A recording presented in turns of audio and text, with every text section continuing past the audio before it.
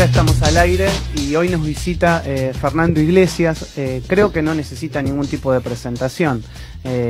Indudablemente ha sido un gran referente en la política argentina de los últimos años. Fue ex diputado nacional, estuvo muy cercano en un momento con Elisa Carrió, con la coalición cívica y lo que hoy es UNEN, ¿no?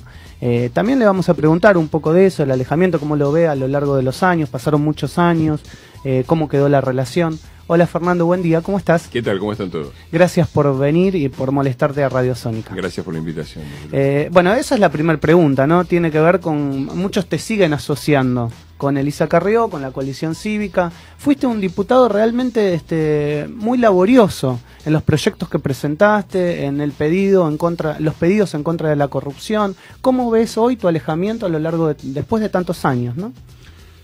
Mira, yo sobre todo estoy agradecido y muy orgulloso de haber formado parte del bloque de diputados de la coalición cívica. Era un bloque pequeño de 19 diputados que del 2007 al 2011 creo que fuimos claramente la oposición al kirchnerismo. Pagamos costos políticos muy altos, sobre todo en la elección de 2011, que fue en la que yo no conseguí reelegir, porque hasta hace muy poco había una furia kirchnerista. No nos olvidemos que Cristina sacó el 54% y le sacó 37 puntos al segundo, ¿no? Fue el famoso 1 y pico de Elisa Carrió. Sí. Uno que ella siempre dice 1,84. Elisa sacó 1,8 a nivel nacional, sacó creo que unos 4 o 5 puntos en la ciudad de Buenos Aires, y la lista de diputados en la que yo integraba sacamos creo que 7% más o menos. Se necesitaba 10% para que entrara yo, que iba segundo, no entré. Y nada, bueno, después yo seguí con mi vida, con mis ocupaciones normales. No estuve muy de acuerdo con la integración de una lista única con el grupo de Proyecto Sur y Pino Solanas. Y veo hoy con expectativa tanto el Frente Amplio UNEN como el PRO. Me parece que se están configurando por fin dos fuerzas democráticas y republicanas, una de centro derecha, liberal, una de centro izquierda, socialdemócrata, que son las grandes fuerzas progresistas. Los países que le ha ido bien tienen variantes de estos, los republicanos y los democráticos en Estados Unidos, los socialdemócratas, los liberales y los democristianos en Alemania, pero más o menos es eso. Me parece que eso es el futuro, eso es el embrión del futuro. Yo espero que sean lo suficientemente fuertes para en el 2015 dar una alternativa al país para salir de un cuarto de siglo de hegemonía peronista, con consecuencias que no hace falta mencionar, ¿no? Bien, entonces el escenario que vos pensás o vislumbrás en las futuras elecciones son, por un lado UNEN, por un lado el PRO y por el otro lado el peronismo. El problema del peronismo que siempre se analiza es las diferentes vertientes que tiene y cuántos candidatos va a tener, porque eso hace que el voto peronista indudablemente sea mayor. Porque algunos terminan votando peronismo sin saber qué es peronismo. Yo lo veo al revés. A mí me parece que es importante dejar en claro que votar a Massa es votar al peronismo, es abrir un nuevo ciclo peronista. Tuvimos un ciclo en los 90 con Menem, donde estuvieron todos. Tuvimos un ciclo con Kirchner donde estuvieron todos. Massa fue el jefe de gabinete, fue el del ANSES, fue el que trajo a Vudú acercó a Vudú al gobierno. Me parece que no darse cuenta que eso es la continuidad, y obviamente van a hacer cosas distintas de las que hizo Kirchner si llegan al gobierno, así como Kirchner hizo cosas distintas a las que hizo Menem, pero la línea es descendente, ¿no? Me parece que el kirchnerismo conservó todos los peores rasgos del menemismo y agregó algunos nuevos. A mí me parece decisivo esto. Hoy se está discutiendo mucho la unidad de la oposición. Yo creo que hay que evitar dos errores. Un error es crear una nueva alianza que después no pueda gobernar porque hay grandes disidencias. Me parece que eso sería un error. Y sería un error también ir divididos. Yo creo que hay que ir con un solo candidato opositor al peronismo, no al kirchnerismo, al peronismo, y que hay que utilizar las PASO como una gran interna, como una gran primaria de la oposición, y ofrecerle a los ciudadanos la chance de elegir si el candidato opositor al peronismo va a ser de centro derecha o de centro, el PRO, o de centro izquierda con el Frente Amplio UNEN. Eso simplemente, me parece que eso es una forma de garantizar que el que gane esas PASO acceda al balotaje. Es la forma de garantizar que esas PASO concentren la mayor parte del voto, y es la forma de enviarle un mensaje al ciudadano desencantado que dice esto lo pueden gobernar solo los peronistas, los opositores siempre se pelean, se los come el peronismo. Es una forma de enviar un mensaje de gobernabilidad y de futuro para que el votante, el que está diciendo, y yo voto a Massa para que no gobierne el kirchnerismo, no gobierne Scioli, vea que hay una alternativa a la gobernabilidad peronista, que es la gobernabilidad republicana. Recién cuando llegaste, estábamos hablando, Pablo, mi compañero, te decía, ¿podemos hablar de Independiente? Sí, ¿cómo no? Vamos a hablar de Independiente. Mientras no hablemos de la final por el ascenso, pues yo soy de Huracán, entonces por eso perfecto. Bueno. Hablemos de la política. Hablemos de lo que, claro, de la interna. Vas a venir con el penal. Ya te no. Hablemos de la interna de Independiente, ¿no? Terminó ganando el sector de Hugo Moyano, un sindicalista que se vuelve a mezclar el deporte con el fútbol, el poder con el fútbol, la política con el fútbol. ¿Qué pensás de eso? Y como lo veo con mucho pesimismo, te cuento una anécdota. El domingo de las elecciones, fui a visitar a mi mamá, mi familia toda es de Avellaneda. Yo nací en Capital Federal, soy porteño, vivo hace mucho en Buenos Aires, pero me crié en Avellaneda, escuela pública normal de Avellaneda. Y mi mamá y buena parte de mi familia sigue viviendo ahí. Yo las voy a visitar siempre los domingos. El domingo yo estaba sin auto, día lluvioso, frío, ventoso.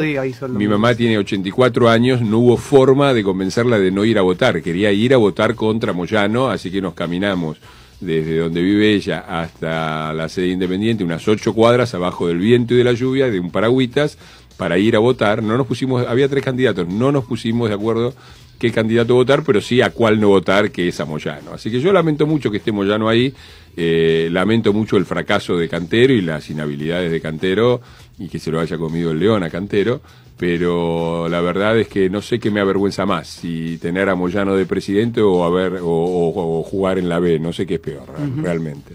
Y a nivel político, ¿cómo ves el acercamiento del PRO, ¿no? Con Moyano, y a nivel, tanto en Independiente como a nivel nacional, porque así parece que el armado de la provincia de Buenos Aires va a ir con Moyano y algún sector del sindicalismo? Mal, lo veo muy mal. Yo creo que si el PRO quiere ser lo que debería ser, si realmente quiere hacer un aporte a la política argentina, tiene que mantenerse lo más lejos posible de todo tipo de agrupación mafiosa. Y me parece que el peronismo en la provincia de Buenos Aires en particular no es otra cosa que eso, es una asociación delictiva disfrazada de partido político que usa viejas banderas muy queridas por una parte importante de nuestra población. Después podemos discutir el peronismo histórico, es otra discusión, pero las usa simplemente para hacer negocios políticos, y me parece que votar o acercarse a cualquiera de sus expresiones, muy particularmente al candidato de la Liga de Intendentes del Conurbano, el señor Sergio Massa, me parece que es lo que no hay que hacer. Hay que dar una alternativa a eso, y no se puede dar una alternativa si uno está dentro.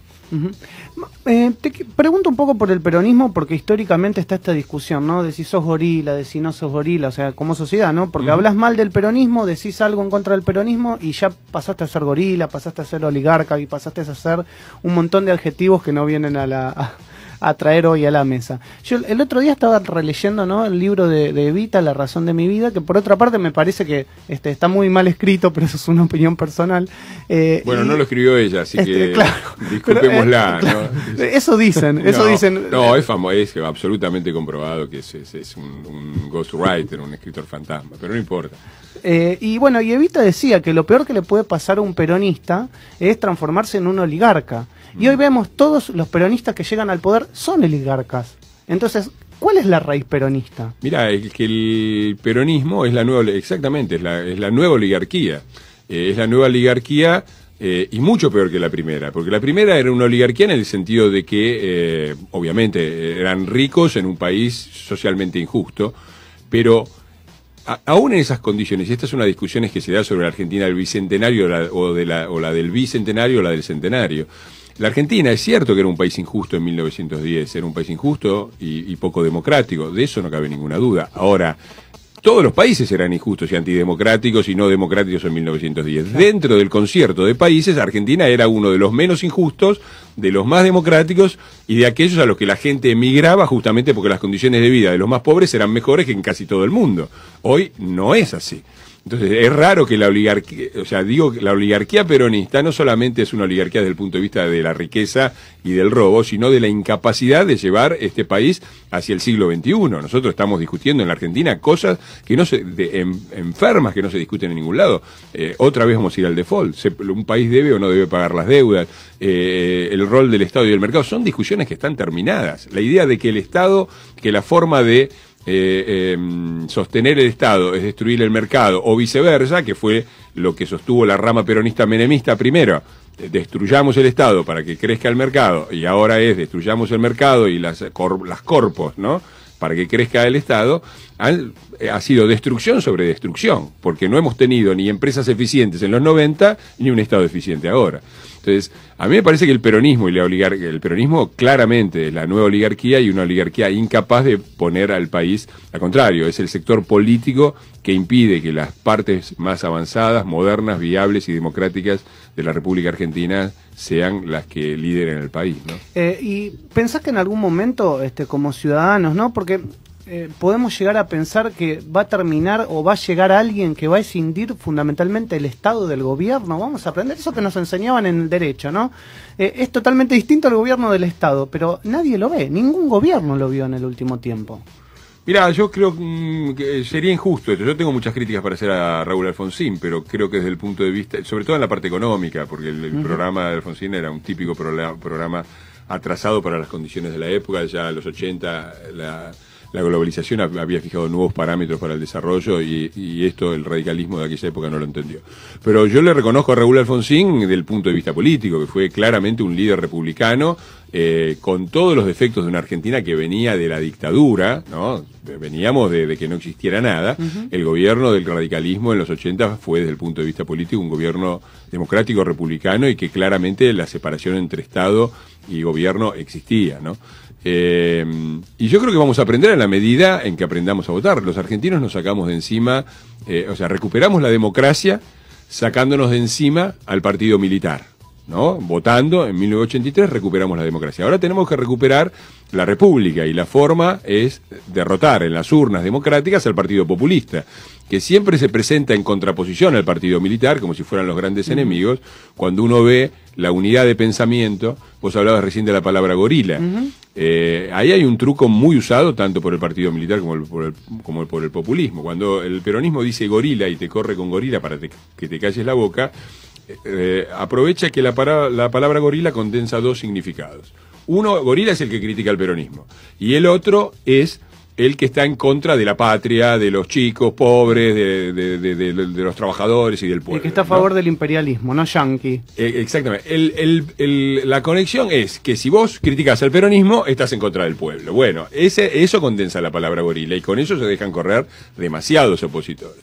Y ese truco es el mismo truco que usaba la dictadura. La dictadura se la acusaba de las violaciones a los derechos humanos, y la respuesta fue: los argentinos somos derechos humanos. Claro. O sea, el que critica al gobierno, en realidad, lo que quiere es que a la Argentina le vaya mal. El hecho de que haya resurgido ahora la palabra antiargentino, ¿no?, la campaña antiargentina de la revista Para Ti en la época de la dictadura, no es casual. El partido militar y el partido populista están muy cerca. ¿Cómo se hace para luchar contra eso o ganarle a eso? Y yo creo que hay que construir dos grandes fuerzas, una liberal y otra socialdemocrática. Espero que el Frente Amplio UNEN y el PRO tengan la capacidad de transformarse en eso y de presentarse como lo que debieran ser, opositores a quienes han sistemáticamente destruido la República, destruyendo sus instituciones y haciendo, porque el borramiento entre Estado y gobierno y entre autoridades y funcionarios y gobierno no es simplemente un tema teórico de la Facultad de Derecho, es un tema práctico. Si en el medio de esta crisis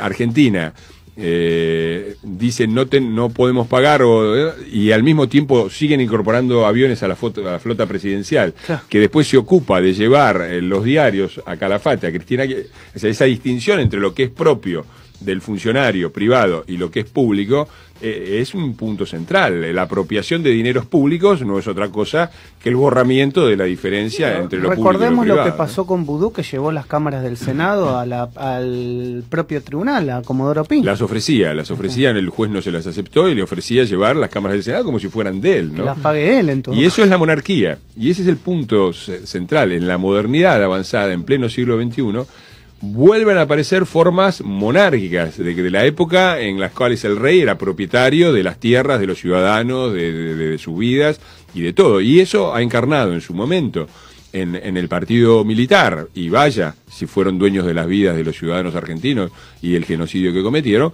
pero reencarnan en formas seguramente menos dramáticas también en el Partido Populista, que actúan no como si fueran, razonan no como si los argentinos eligiéramos un presidente de la República por 4 años, sino como eligiéramos un monarca que puede gobernar como le parece. Y eso no es una república, eso no es una democracia, eso es el siglo XIX y los resultados se ven. Bueno, ahora te voy a preguntar algo como sociólogo, ¿no? Como observador de la realidad, que tiene que ver con que hablamos del peronismo, hablamos de menemismo, peronismo, kirchnerismo, que indudablemente aquellos que somos gorilas para todos ellos, porque criticamos un cierto sector del peronismo, vemos que hay una degradación social y cultural muy importante en los sectores medios, medios bajos y también en los sectores medios de la Argentina. Hay una degradación en los sectores medios. Entonces, culturalmente hablando, tu discurso yo lo entiendo perfectamente y puedo en un punto hasta estar de acuerdo. Ahora, ¿cómo llegás a que esa gente lo entienda? Que entienda tu discurso, que entienda esta decisión, que entienda que el peronismo le hizo mucho daño, el peronismo mal entendido, no la justicia social, estamos hablando de la deformación del peronismo, le hizo mucho mal a la Argentina. ¿Cómo le explicás eso a la gente? ¿Cómo llegás a que esa gente se dé cuenta que eso está mal y que puede haber un mejor Estado?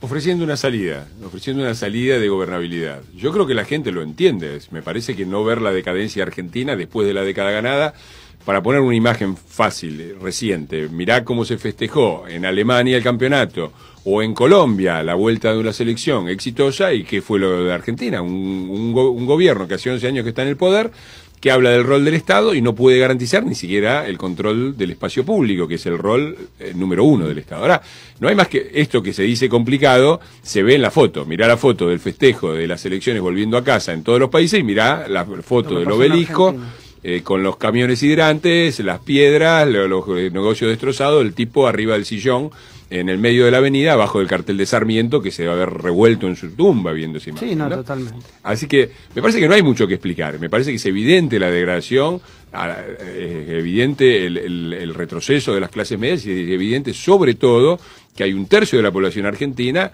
que ha caído en la marginalidad. Claro, el peronismo pasó de la fábrica de pobres a la fábrica de lumpenes, a la fábrica de marginales, de lo que Marx, ya que vamos a la izquierda, llamaba el lumpenproletariat, el proletariado andrajoso que servía para los peores fines reaccionarios. No hay más que leer a Marx, larguen Jaureche, lean a Marx, muchachos, para distinguir entre una izquierda con todos sus defectos y el fascismo. Entonces a mí me parece que la gente lo ve esto, el problema es que no ve una salida. Seguimos en el mundo de este país, solo el peronismo lo puede gobernar. Y eso, admitir eso, es admitir que no hay democracia, porque si un solo partido puede gobernar, no hay democracia, seamos claros. Hemos llegado a una situación dictatorial, distinta de la dictadura, sin genocidio, pero una situación dictatorial donde el propio partido del poder, que es el peronismo, el partido del statu quo, el partido conservador, declara que los únicos que pueden gobernar, bueno, admitan entonces que no hay más democracia. Y la gente lo va a ver el día que vea una alternativa. Sí, seguimos discutiendo entre UNEN y PRO, si la centro derecha, si la centro izquierda, si patatín y si patatán. Eso es discutir, es decir, que gobierne el peronismo y nosotros discutamos a ver si la oposición al peronismo es de centro derecha, centro izquierda, y veamos cuántas bancas tenemos en diputados y en senadores. Bueno, eso es un nuevo pacto de olivos. Es la renuncia explícita a disputar el poder con el peronismo, es poner a toda la oposición otra vez en el rol de opositores para siempre, es regalarles de nuevo el poder, y me parece que ya hemos tenido 2 ciclos. Si creen que eso va a ir a una situación más normal que la del kirchnerismo, se equivocan. Va a ir a una situación peor, de mayor degradación social. No hay más que ver. Ya no podemos garantizar ni el festejo del Mundial. No le el Estado no le puede garantizar a los jugadores de la selección argentina que vayan a festejar. A los jugadores, imagínate la gente que vive en las villas. Claro. ¿Qué le puede garantizar a la gente que vive en las villas? Entonces me parece que eso sería una traición al país y es una obligación de la oposición dar una alternativa en las PASO para que podamos competir con éxito y gobernar después. Fernando, estuvimos antes hablando de la oposición, pero nos contaste cuál es tu visión de lo que tendría que hacer. Ahora, ¿vos qué opinás de la oposición? ¿Cómo ves la relación esta de FAUNEN con el PRO? ¿Cómo ves las internas en cada uno de estos dos opositores más grandes? Yo sigo viendo a todo el mundo preocupado por sí mismo y poco preocupado por el país, ¿no? Con las objeciones que se hacen. porque, digamos, no es muy difícil pensar, mantengamos nuestras identidades partidarias, unos son de centro derecha, otros son de centro izquierda, sigamos construyendo, me parece bárbaro, pero definamos un solo candidato, muchachos, y las respuestas a eso son respuestas elípticas, que no van a la cuestión, no la alianza. No, nadie quiere la alianza. Definamos un candidato. Si después en la interna gana el PRO, bueno, tendremos un gobierno del PRO. Si gana el Frente Amplio UNEN, tendremos un gobierno del Frente Amplio UNEN que pueda gobernar sin tener las trabas que tuvo la alianza. Nadie está proponiendo eso. Entonces me parece que lo que prima es, en muchos casos, la mezquindad, el egoísmo, la falta de visión y la ilusión de pensar que bueno, ahora, después de todo, ahora viene un peronismo un poco mejor que el que pasó. La verdad es que cuando uno ve toda la secuencia del peronismo, es una secuencia descendente. El peronismo ha parido los grandes monstruos de la República Argentina, han provenido casi completamente o del partido militar o del partido peronista, ¿no? No quiero hacer mucha historia, pero López Rega, Isabel, la AAA, los montoneros, el menemismo y su corrupción, el kirchnerismo y su autoritarismo corrupto. Me parece que alguna vez la sociedad argentina le tiene que pasar la factura, ¿no? El otro día hablamos en una entrevista telefónica y hablábamos de la CLO, ¿no? Y en Twitter la gente decía, preguntaba de por qué los intelectuales que son opositores al kirchnerismo terminan siempre criminalizando a la CLO. Obviamente lo decían en un tono mucho más fuerte. Yo estoy tratando de suavizarte la pregunta. ¿Por qué la CLO? ¿Por qué lo criminalizás? Decía uno de los oyentes en Twitter. Bueno, porque la CLO es o sea, yo no quiero usar una palabra fuerte, pero desde el punto de vista intelectual creo que lo de la CLO es realmente criminal. Me parece que yo publiqué en el 2005 una respuesta al libro de él, que era La razón populista, que salió en La Nación, era la sin razón populista. Si cuando la CLO defiende el populismo, hace la lista de los populistas, incluyendo en los populistas a Ronald Reagan, a Hitler, a Mussolini. Ahí hay una cierta franqueza de la CLO que sería bueno que los muchachos repasaran también, lo vean. que lo miren, ¿no?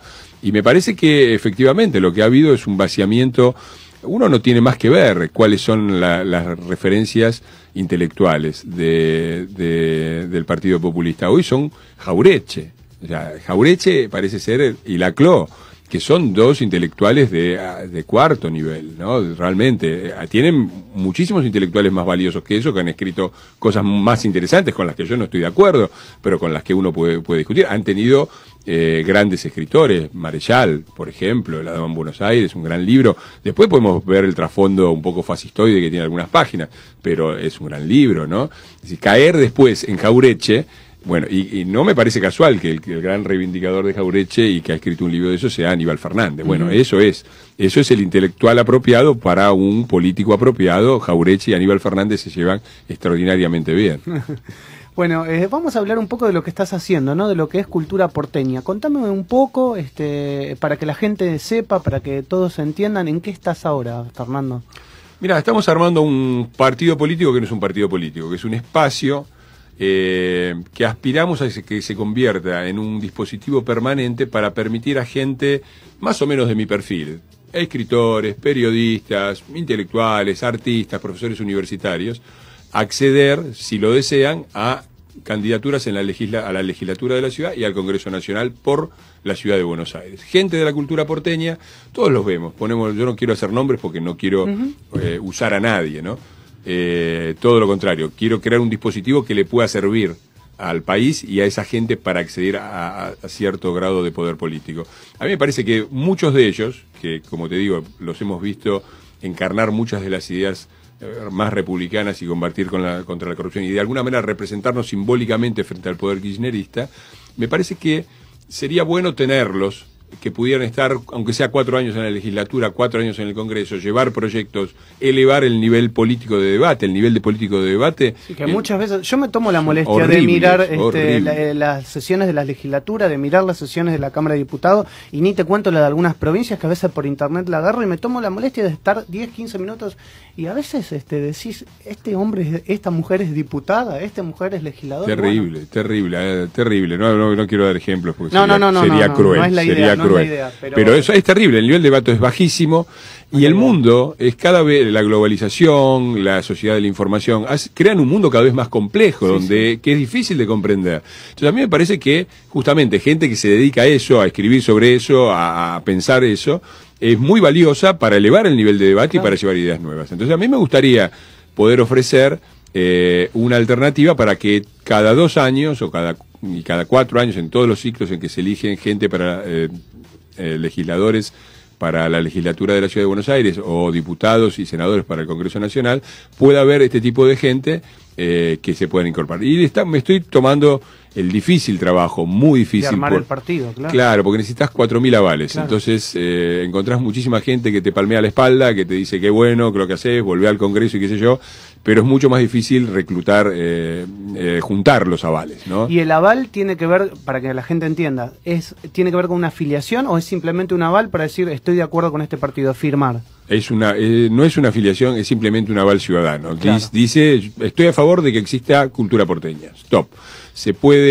Nosotros el mecanismo que hemos creado es este. Tenemos una página de internet que se llama culturaporteña.com, culturaporteña.com. La gente puede entrar ahí, deja los datos y después tiene la opción de ir a alguno de los bares. Hemos puesto guardias en diferentes bares de la ciudad para que la gente pueda ir. Por ejemplo, para que la gente sepa. Mirá, hay muchos. Uno es el Galeón, el Starbucks de Cabildo y Juramento, acá en Mitre y Callao, hay muchos. El de Canin y Scalabrini Ortiz, perdón. Sí. Y ¿cuál es la otra? Bueno, está en la página. En la página tenés la lista completa con los horarios específicos en que hay gente ahí. Y si no, después en algún momento, si no se puede, pasaremos a buscarlo, la firma concreta que se necesita, para juntar 4.000 avales que permitan simplemente que exista, que nos podamos presentar con una lista de candidatos a las elecciones de 2015. En la ciudad. En la ciudad. Si fueran 4.000 afiliaciones, que me parece va a ser complicado, va a ser a nivel nacional. Pero si logramos hacerlo a nivel de la ciudad y tener 1 o 2 legisladores, va a ser mucho más fácil también juntar las 4.000 afiliaciones. Lo que pasa es que te corre el tiempo de acá el año que viene. Exactamente. ¿A qué necesitas? ¿A marzo necesitas? Sí, antes también.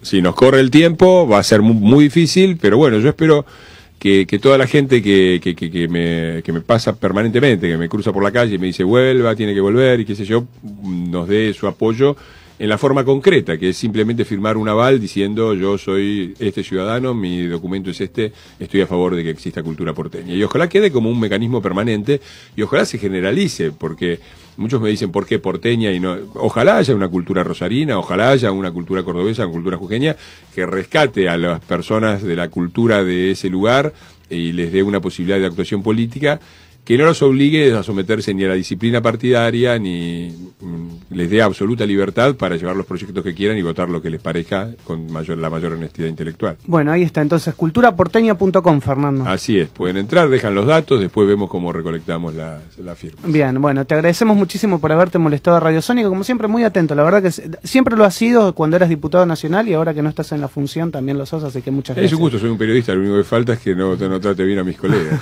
Bueno, pero viste que muchas veces también para los funcionarios, para los diputados, senadores, es difícil a veces interrelacionar con la prensa, no es fácil. Y sí, hay mucha gente mal llevada en todos lados. Se olvidan que por ahí después necesitan en el momento de la candidatura. Es cierto, en el año de campaña cambian un poquitito. Yo trato de ser lo más accesible posible. El día tiene 24 horas, lógico, a veces no se puede, lógico, pero hago todo lo posible, desde luego, aparte porque es una oportunidad también, ¿no? Fue un diálogo interesante. Estuvo bien. Bueno, muchas gracias, Fernando. Gracias a ustedes. Así estuvimos hablando con Fernando Sánchez, ex diputado nacional. Fernando Iglesias. ¿Por qué te dije? La costumbre de hablar con el diputado. De Fernando Sánchez, tenés razón, Fernando Iglesias. Gracias, Fernando. Gracias. Muchas gracias. Comenzá tu día bien informado. El arranque. Maximiliano Lecchio te cuenta todo lo que necesitas saber.